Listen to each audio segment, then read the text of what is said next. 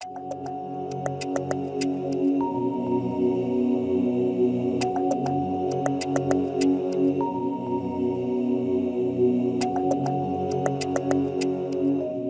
Students, welcome to the Megha Goswami classes. आज हम कर रहे हैं ट्राइंगल्स की ही थ्योरम है जो कि एरियाज पर बेस्ड है, एरिया ऑफ ट्राइंगल पर। थ्योरम 6.6 पेज नंबर 141 एनसीईआरटी की थ्योरम है और बहुत बहुत बहुत इंपॉर्टेंट थ्योरम है एग्जाम पॉइंट ऑफ व्यू से। अभी तक आप लोगों ने पढ़ा सिमिलर ट्राइंगल्स में जो रिलेशनशिप होता है, इट मीन्स उनकी जो कॉरस्पॉन्डिंग साइड्स हैं उनका रेशियो इक्वल होता है, ठीक है, और उनके कॉरस्पॉन्डिंग एंगल्स इक्वल होते हैं। हमने ये पढ़ा कि दो सिमिलर ट्राइंगल्स में ये रिलेशन होता है। अब हम पढ़ेंगे दो सिमिलर ट्राइंगल्स हैं, उनके एरियाज में भी कुछ रिलेशन होता है, ठीक है, समझ रहे हो ना। जैसे हमको इस क्वेश्चन में ये ABC और PQR ये सिमिलर ट्राइंगल्स दे रखे हैं, तो area of ABC and area of PQR में क्या रिलेशन होगा ये हमको इस थ्योरम से पता चलेगा। तो इस थ्योरम को आप, इसका कोई नाम नहीं है, जैसे हमने BPT देखा था या थेल्स थ्योरम देखा था, इसका कोई ऐसे नाम नहीं है, लेकिन एज अ स्टेटमेंट आपको इसलिए लर्न करना है क्योंकि हम ये थ्योरम यूज़ करेंगे आगे जो हम एक्सरसाइज 6.4 सॉल्व करेंगे, ठीक है। तो ये स्टेटमेंट आपको लर्न होना ही चाहिए। देखो क्या है, ratio of the areas of two similar triangles का जो एरियाज होते हैं उनका ratio is equal to the square of, किसके इक्वल होता है, square of the ratio of their corresponding sides. अगर हम इसको मैथमेटिकली लिखें तो हम क्या लिखेंगे, हमको प्रूफ यहाँ पे क्या करना है। देखिए सबसे पहले तो हम इसमें गिवन लिखें।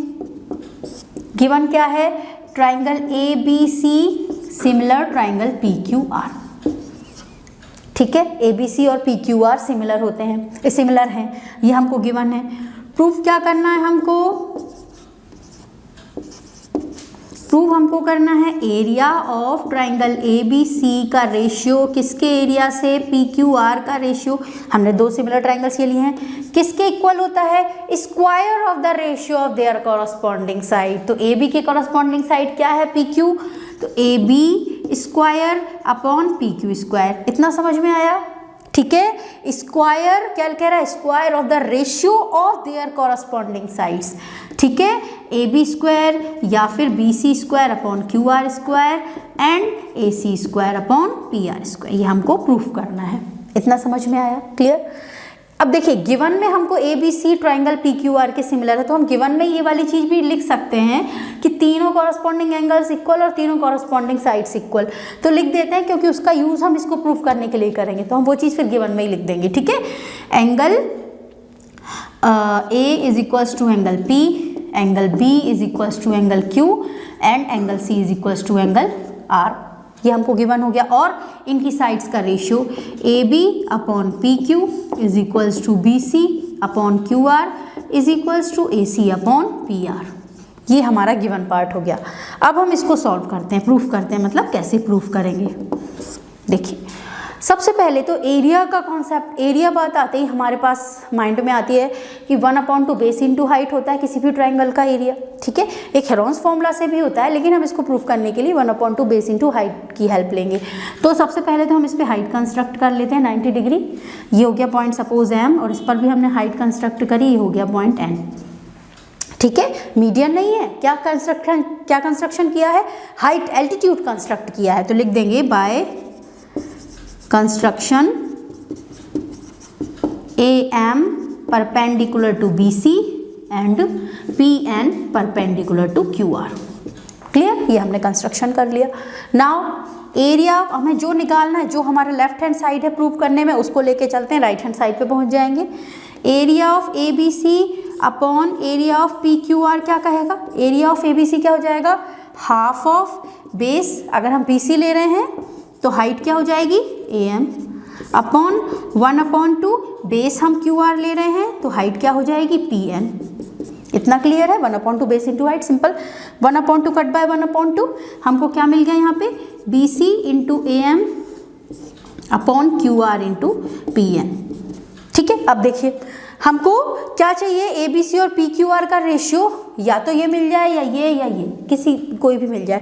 तो हमें B C upon Q R तो मिल रहा है, अगर A M upon P N, अगर A M upon P N भी हम B C upon Q R कर देते हैं इक्वल में, तो हम इसको स्क्वायर बन जाएगा कि नहीं, ये बन जाएगा बी सी स्क्वायर, नीचे बन जाएगा क्यू आर स्क्वायर। तो हमें ये ट्राई करना है कि हम A M upon P N का ratio B C upon Q R के इक्वल कैसे लाएं। ठीक है, अब चलो ये बात हो गई, एक टारगेट हमारा ये हो गया कि हमें A M upon P N का ratio B C upon Q R के इक्वल रखना है। अब ये तो थोड़ा सा टिपिकल लग रहा है यार, ए एम तो इसकी साइड हो गई छोटे ट्राइंगल की, बी सी बड़े ट्राइंगल की साइड है। एक और चीज़ माइंड में आप ला सकते हो कि देखो B C upon Q R किसके इक्वल है, A B upon P Q के। अगर आप समझो बात को, अगर आप A M upon P N का ratio A B upon P Q के इक्वल ले आते हो, तो आप उसको B C upon Q R के इक्वल लिख सकते हो गिवन से, और ये हो जाएगा B C square upon Q R square. तो अब हमारा टारगेट क्या हो गया, हमारा दो टारगेट यहाँ पे फिक्स हो गए। एक है A M upon P N, हमें यहाँ से समझ में आ रहा है कि हमारा A M upon P N आ जाए B C upon Q R के इक्वल। ठीक है, दूसरी चीज़ हमें समझ में आ रही है कि B C upon Q R तो A B upon P Q के इक्वल है, तो हम इसको और इन दोनों ट्राइंगल को सिमिलर करके यहाँ पे पहुँच सकते हैं। कौन से दो triangle, A B M and P Q N. ठीक है, चलते हैं। इन triangle A B M and triangle P Q N. Clear, यहाँ पे गए, दो एंगल्स इक्वल कर देते हैं, angle B is equals to angle Q, given वाला पार्ट है। ठीक है, angle B is equals to angle Q, और ये 90 डिग्री, सपोज ये 1 है, ये एंगल 2 है, तो लिख देते हैं angle B is equals to angle Q and angle 1 is equals to angle 2। ठीक है, ये क्या हो गया, B is equals to Q तो गिवन हो गया आपका, और 1 is equals to 2, 90 degree each, क्योंकि ये हाइट हमने कंस्ट्रक्ट करी थी। ठीक है, ये पार्ट हो गया। तो हमारे दोनों ट्राइंगल सिमिलर हो जाएंगे, A B M similar triangle P Q N. Clear, ये दोनों ट्राइंगल हमारे सिमिलर हो गए, ये वाला और ये वाला, ये दोनों ट्राइंगल सिमिलर हो गए। जब सिमिलर हो गए तो इनकी साइड्स का रेशियो हम इक्वल लिख सकते हैं, तो we can write A M upon P N is equals to A B upon P Q लिख सकते हैं, और B M upon Q N की जरूरत ही नहीं तो क्यों लिखें, A B upon P Q. ठीक है, जब A M upon P N is equals to A B upon P Q है और A B upon P Q is equals to B C upon Q are लिख सकते हैं हम, क्योंकि हमको गिवन है। ठीक है, इसको इक्वेशन 1 दे देते हैं, तो लिख देंगे by equation 1 A B upon P Q is equals to B C upon Q R, B C upon Q R. ठीक है, B C upon Q R, और बी ये चीज़ इक्वल हो गई। अब ये सारी वैल्यूज़ कहाँ पुट कर देंगे, इस इक्वेशन में, इसको इक्वेशन 2 नाम दे देते हैं। ठीक है, B C upon Q R तो है ही, A M upon P N की जगह पे आप क्या पुट कर देंगे, A B upon P Q, और A B upon P Q किसके इक्वल है, B C upon Q R के। तो हम यहीं पे एक चीज़ और बढ़ा देते हैं ना, ये इसके इक्वल है, ये तो हम लिख सकते हैं A M upon P N is equals to B C upon Q R. ठीक है, ये चीज़ थोड़ा सा बेटा एक्सप्लेन करने में लंबी जा रही है, अदरवाइज आप समझो तो शॉर्ट एंड स्वीट चीज़ है ये। ठीक है, तो A M upon P N का रेशियो किसके इक्वल आ गया, B C upon Q R के इक्वल आ गया। अब ये चीज़ हम पुट कर देते हैं इक्वेशन 2 में, put the value of A M upon P N in equation, कौन सी इक्वेशन मानी है इसको, 2।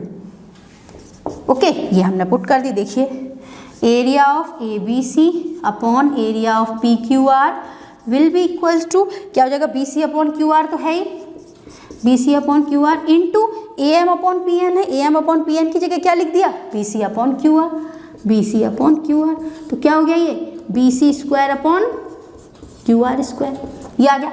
और B C square upon Q R square आ गया, तो ये तीनों भी हम इक्वल लिख सकते हैं कि नहीं लिख सकते, क्योंकि बी दोनों ट्राइंगल सिमिलर थे, तो B C upon Q R is equals to A B upon P Q is equals to A C upon P R, तो हमारा क्वेश्चन प्रूफ हो गया। ठीक है, सो यहाँ पे लिख दूँ मैं direct, A B square upon P Q square is equals to A C square upon, क्या हो जाएगा, A C square upon P R square. Clear, फिर से देखिए क्वेश्चन क्या था हमारा, the ratio of areas of two similar triangles is equals to the square of the ratio of their corresponding sides. देखिए बच्चों, ये जो हम स्क्वायर, ये प्रूफ जो हमको करना है ना, ये हम जो बोल रहे हैं लाइन, ये लाइन हम जब तक फॉलो नहीं कर सकते जब तक हमारे दो गिवन ट्राइंगल सिमिलर नहीं हो। ठीक है। कंडीशन क्या है, दो similar triangle, two similar triangle होने चाहिए। वो जब हम बोलेंगे कि इनके जो एरियाज का इस रेशियो होगा that will be equal to, किसके इक्वल होगा, ratio of their corresponding sides के स्क्वायर के।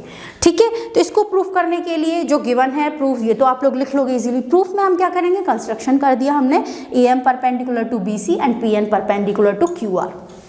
क्लियर। अब ए बी इन दोनों का रेशियो जो लेफ्ट में हमको चाहिए उसको लेके चलते हैं, half half cut cancel, B C upon Q R into A M upon P N. बच्चा हमें चाहिए B C square upon Q R square, यानी A M upon P N. A M upon P N को किसके equal कर देना है, B C upon Q R के। अब हम B C upon Q R के तो कर नहीं पा रहे हैं, तो इजी क्या रहेगा कि अगर हम A M upon P N को A B upon P Q के इक्वल कर दें, A B upon P Q के इक्वल कर दें, ठीक है, तो वो कर सकते हैं इस ट्राइंगल को और इस ट्राइंगल को सिमिलर करके 90 degree and angle B is equal to angle Q given. ठीक है, ये सिमिलर कर दिए दोनों ट्राइंगल। अब सिमिलर कर दिए तो A M upon P N is equal to A B upon P Q by C P S T, by C P S T. ठीक है, corresponding parts of similar triangle ये हो गया। Now A B upon P Q, हमको जो चीज़ given है B C upon Q R, ये चीज़ क्या थी, हमको गिवन थी, तो हमारी ये साइड और ये इक्वल हो जाएगा, A M upon P N is equals to B C upon Q R. ये वैल्यू पुट कर दो इक्वेशन में, तो हमारा क्या हो जाएगा, B C into B C will be B C square upon Q R square. तो ये रेशियोज इक्वल हो गया। क्लियर। अब इस थ्योरम को हमको याद रखना है और इस थ्योरम को हम यूज़ करेंगे आगे आने वाले क्वेश्चंस में। चलिए अब हम करते हैं exercise 6.4 question number first. Let triangle ABC and triangle DEF and their areas be respectively 64 centimeter square and 121 centimeter square। इसमें गिवन है ABC similar to DEF। ABC और DEF दो ट्राइंगल्स हैं, ABC DEF। इसका रफ सा figure बना लिया मैंने समझाने के लिए, दोनों ट्राइंगल सिमिलर है।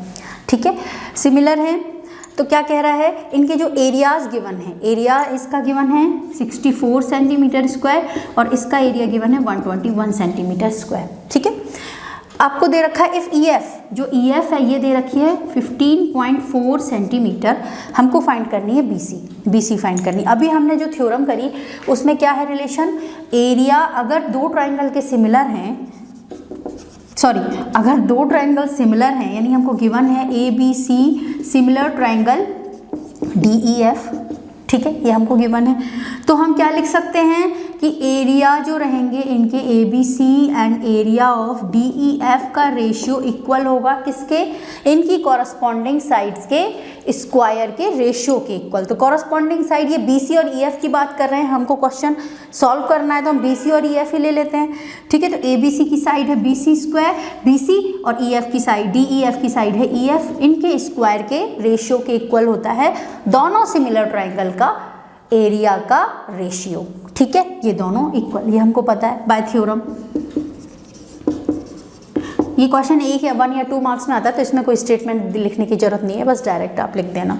ठीक है, तो area of A B C हमको क्या गिवन है, A B C and D F respectively, area इसका गिवन है 64 सेंटीमीटर स्क्वायर, इसका गिवन है 121 सेंटीमीटर स्क्वायर, यूनिट सेम है, चेक कर लेना वहाँ पे।